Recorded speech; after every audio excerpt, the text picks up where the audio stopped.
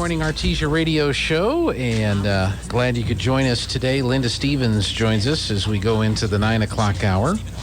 And John sent us an absolutely awesome joke for the Aaron Irving joke segment. Okay. Yeah, I'm laughing. This is funny. This is a funny joke. Are you going to tell me now, or do I have to wait? You have to wait for Aaron. I don't want to spoil it because he's like listening off and on while he's working. Yeah. And because that's where he gets his inspiration for the slideshows from the topics we. So if I tell it now, then he would have to fake laughing. Unless he actually missed. Just say, don't listen to it. Go, turn yours off right now while I tell this, and then when you hear it for real, then you'll be surprised. I wonder if that actually works. Well, if he's really listening, then he can, go in the other room right now. I could just give the punchline. Forget it. No. Okay. That doesn't have the same effect. No. All right, so we're not going to. No, we won't ruin it. You'll just have to wait. Suspense.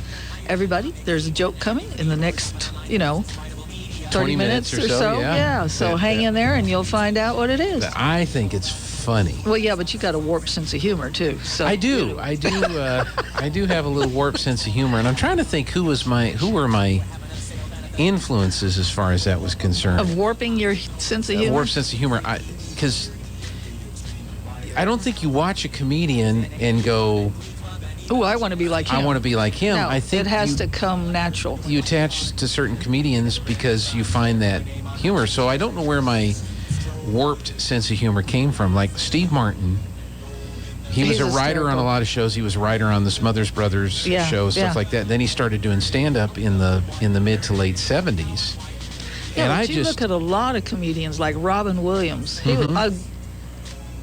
I adored Robin Williams. Yeah. And then you've got Red Skelton and Carol Burnett. I mean, we're talking some of the really good old comedians here. Yeah. But to aspire, Jerry Lewis, to aspire to be like, you couldn't pick one and say, "Oh, I'm going to be like so-and-so," or Robin or Carol, or you like their humor. Tim Conway, or Yeah.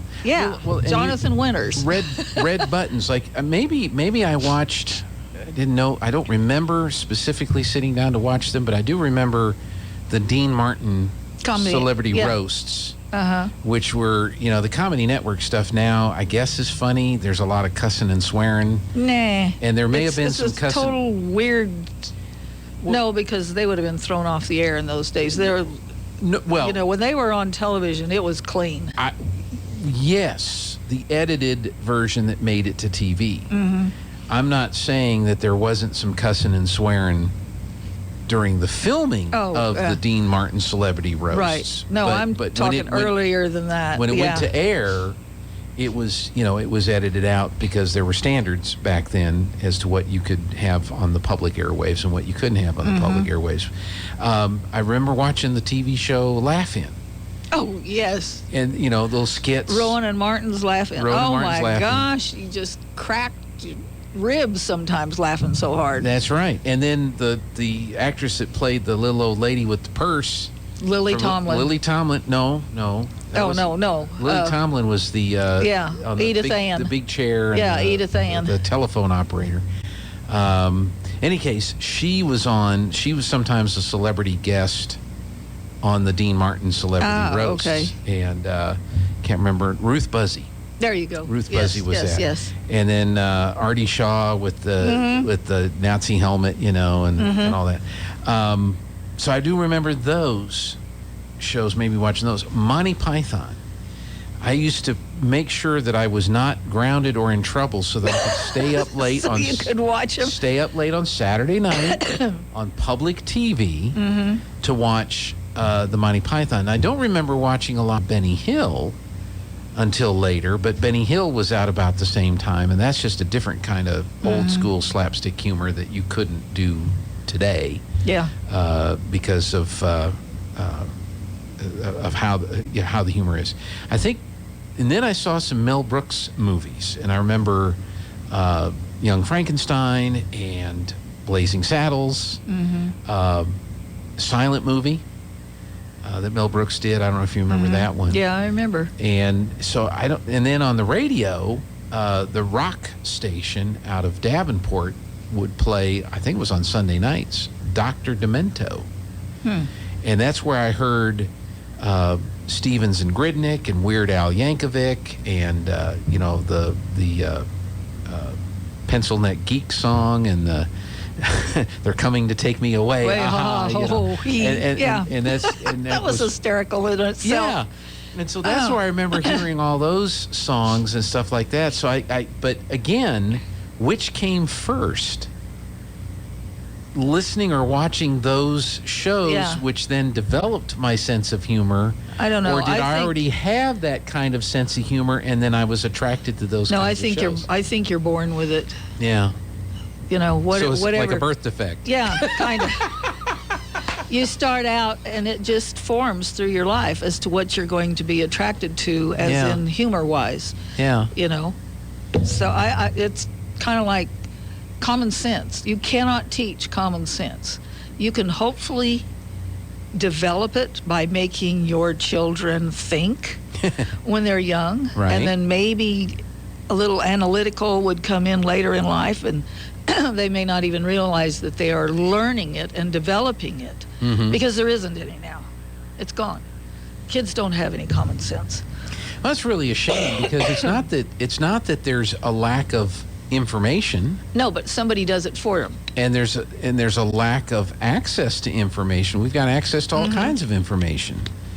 Shoot, we walk around with $1,000 computers in our pockets that have access to anything you want to know about instantaneously. I'll be working on something, and I'll get stuck, and I'll pull up a YouTube video. Yeah. We were having trouble. Me and the IT guy were having trouble with a piece of gear that I bought recently. Went to the old YouTubes and found a potential solution for that particular problem. But at least I know where to look or what to look for. Is that what you're saying is missing right now? Is even the sense of doing that? I can think of one time right now that I went on a YouTube to learn how to do something. The agitator in my washing machine, there's little grips under it that grab it to make it turn. Right. And I had seen the repair guy do it several years prior. And actually, I should have billed him, because I'm the one with the little hands that had to get down there and do it, because he couldn't do it. So anyhow, after so long, they wore out again, and I bought some and thought, I can do this, because there's nothing to it. Yeah. Well, I couldn't get the dang thing off, so it was like, But that's the only time I've ever looked. I will figure out how to do something if I can't. And what can I use to solve my problem at the time of whatever that I'm doing? Okay, I'm going to need probably this, a couple of pairs of pliers, maybe some Teflon tape, or depending on what I'm doing, of course. Yeah. Kids can't do that. They have no concept of, I need to draw a circle, a big circle. What am I going to use? I don't have anything in front of me that's a big circle. Yeah. No, but you got a piece of string. Figure it out. That is hysterical to watch. Well, I think part of it too, though, is like your situation with the washing machine. If things were more mechanical than they are now. For example, you buy a car today. Oh, you can't. You have to take it to the expert. In the olden days, you grab the steering wheel. From the steering wheel was a bar that went through the firewall to a power steering pump mechanism. If you had power steering. Or even if you didn't. Yeah. And then it was connected to a mechanism that then went to tie rods that connected to the front wheel, so that when you turned the wheel, that bar turned, which turned the mechanism, which turned the wheels. That doesn't happen in a car nowadays. You turn the wheel and a computer goes, oh, they want the wheels to turn. And then another mechanism on another computer gets the signal from the other computer to turn the wheels, and then that mechanism turns and the you wheels. hope that they're talking to each other. Exactly. Yes. It used to be when you pulled up the emergency brake, you're pulling up a cable which pulled on the mechanism that grabbed the brakes onto the whatever brakes, rear brakes, I have or this whatever. little bitty button right now. Yeah. And it gets really testy if I don't back up just right and I stop and do something, or if I try to open. You can't have the door open and back up. your emergency brake will come on and say, oh, no, you're stupid. You can't do this. You stupid can't do that. And even the brakes aren't that mechanical anymore. When you push the brake button, you'll hear the actuators going, and the computer is locking the brakes.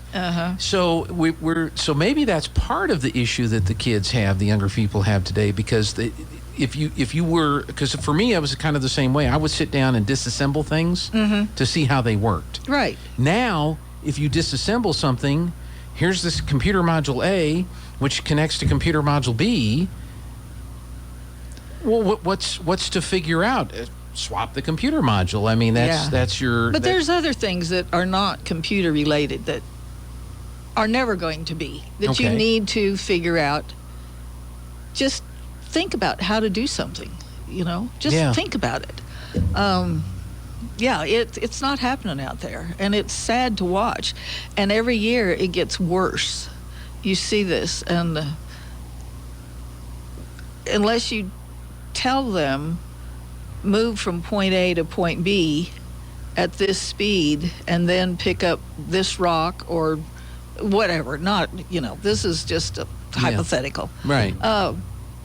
And they used to say you were material for the military, because if you couldn't function on your own in the military, the Army, they told you exactly what to do. Yeah. At this time you were here, and you moved, and you did this next, and then you did this, and you did this, and you were totally structured. You didn't have to think, because somebody told you what to do at every move. Right. It's almost that way now, because they don't see something that needs to be done. Oh, hey, this needs to be cleaned up. I'll get a broom or, whatever, and do it. They have to be told everything that needs to be done. If there's 2 limbs that need to be cut, and you only mentioned one, but the other one is real obvious that needs to be cut, you have to tell them. Yeah. And once again, these are all hypothetical situations. You would just appreciate a question after they've done the first one. You want this one done too? Yes. But at least the question was asked, as opposed to slithering back to whatever, and then waiting for another command to do the next thing. Yeah, this is just, you just watch and so what do we do about it? Because I think that's always been the case. I think technology covers up a lot of mistakes and a lot of errors for some. I think a lot of problems. And in thinking all this, I read an article the other day, and I screenshot it. It's in my phone somewhere. And somebody had asked a young person about all of the mass shootings. Why are young people doing this? And of course the answer was attention, because they want to be seen, because their parents are not seeing them, their relatives are not seeing them. In other words, they are using the television, the computer, the iPhone, the iPad, whatever. Here, go entertain yourself, instead of everybody sits down to a meal. And if you don't have time for a meal to be together, then find a time. Have a game night. Have a family together. Listen to your kids. Talk to them. See what they're up to. Hear them. See them. What are they doing? Who are their friends? What are they liking? What music are they listening to? What do they have on their phone? Yeah. What websites are they looking at? What are they posting? See your kids. Know what they're doing.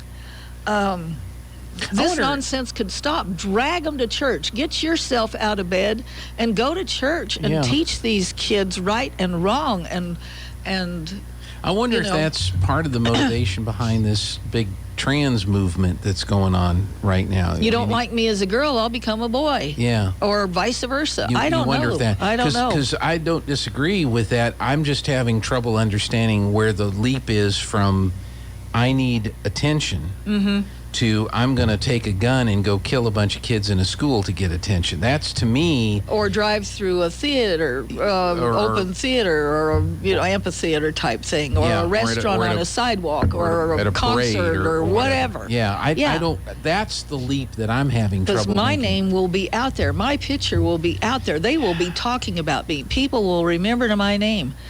Media shouldn't say one word about that person. So the kid in Uvalde, you think that's what was motivating him to do what he did? I mean, we don't know because he's not here. Well, his parents obviously weren't paying any attention to him. He had a fort in the front yard. He's living in it, and then he was doing. I mean, stuff has come out about him that. Yeah.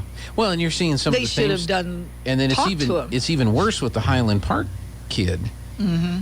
Is I'm afraid that the father in that family will probably face what do you call it, accessory charges, because he enabled that kid to be able to do that, helped him get the gun and all that kind of stuff. So hopefully that will pursue that through the courts. But I'm still this is where I'm having to, because I could see being the family getting together, the kids not getting any attention. They don't think they're getting any attention, and so they throw a fit or they do something else. I'm just, how does it go from that to announcing that they're not the sex that they were born with, to beyond that, to I'm going to grab a gun and I'm going to shoot up someplace? And I never knew one person in all of my school years that was having trouble being whatever they were assigned at birth. Well, I'm not saying that that didn't happen, that there weren't kids that were like that. Everybody seemed to do quite well as a boy or a girl as to whatever they were. Mm-hmm. You didn't notice anybody having a struggle or a problem or an issue. Yeah. Everybody seemed very happy and normal and, do whatever. And you're going to have little kids, little boys, when they're little bitty, they're going to play with dolls. Girls are going to play with trucks. Yeah. Big deal. But I don't okay. understand. But again, if the attention is the thing, and again, I'm not disagreeing, that's part of it, but if attention is what you want, everybody's got a social media page. Yeah. You can put your feelings up on the social media page. Well, apparently some of these people have prior to that, but they don't seem to do anything about it or realize it until it's too late. Yeah. He's already shot it up. Oh, look, he had posted all of this, but nobody believed it. Oh, he's just, But if the idea is to get attention, smoke. have people pay attention to you, or I guess it's to have the parents pay attention to you. Yeah. Your family needs to listen to you. I think these are legitimate questions that need to be asked. Unfortunately, when they're having all these debates over, say, gun control or these other issues, the crazy people and criminals will always have guns. Always. I don't care what you do. Japan, which has some of the toughest gun laws on the planet, a guy made a gun and assassinated the former prime minister of that country. So that worked well. So crazy people and criminals will always and wasn't it New York that did a really strict gun law and banned and whatever, then crime went sky high. Yeah, you take... So that doesn't work. It doesn't work either. Anyway, a lot of these are the deep questions I think need to be a part of the debate of whatever it is that we're talking about. Exactly. In all of these things, instead of just jumping up and down and saying we have to do something and then pass some kind of legislation, and it doesn't really address the specifics behind the individual. The people that things. are up there sitting in Congress or whatever has forgotten. They don't work for themselves. They're supposed to be working for us. Yeah.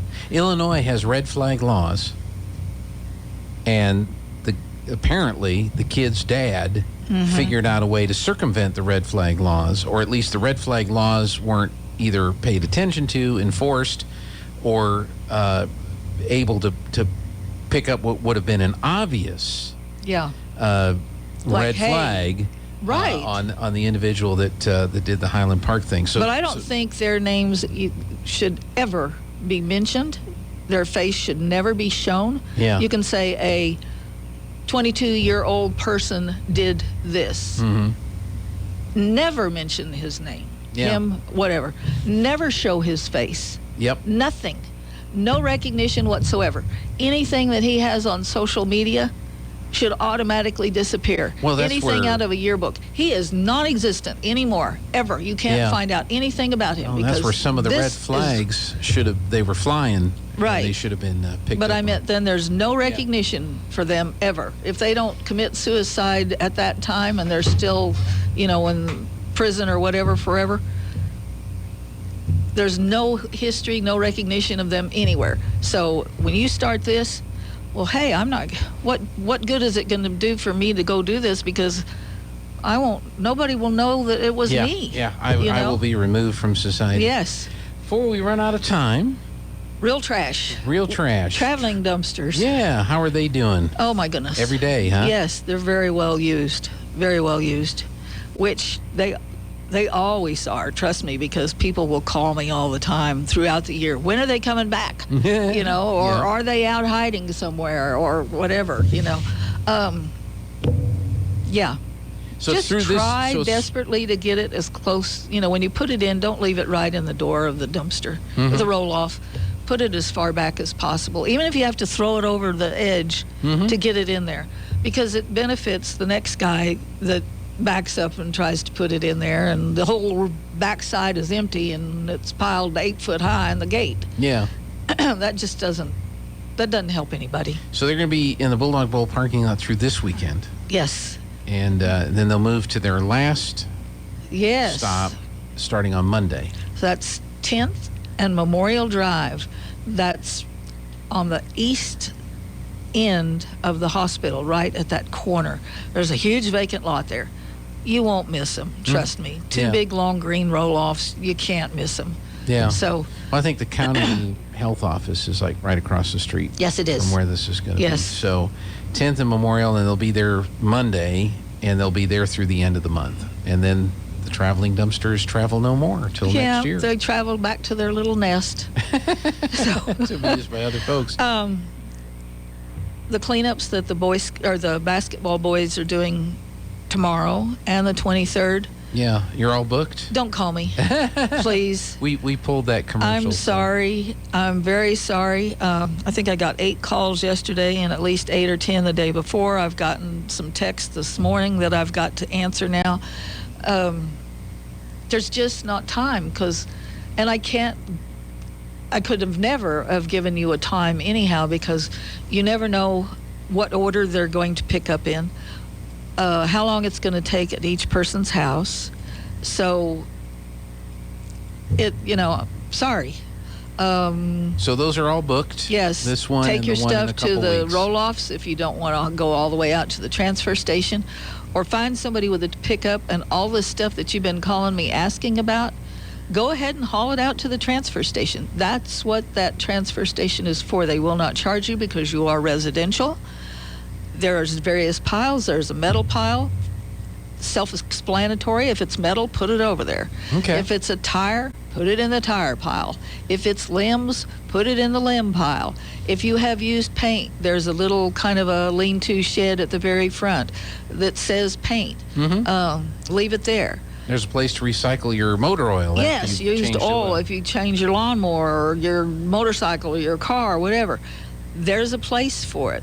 So it's as easy as can be. Just take it out there, get rid of it. They don't charge you, like I said, if you're residential.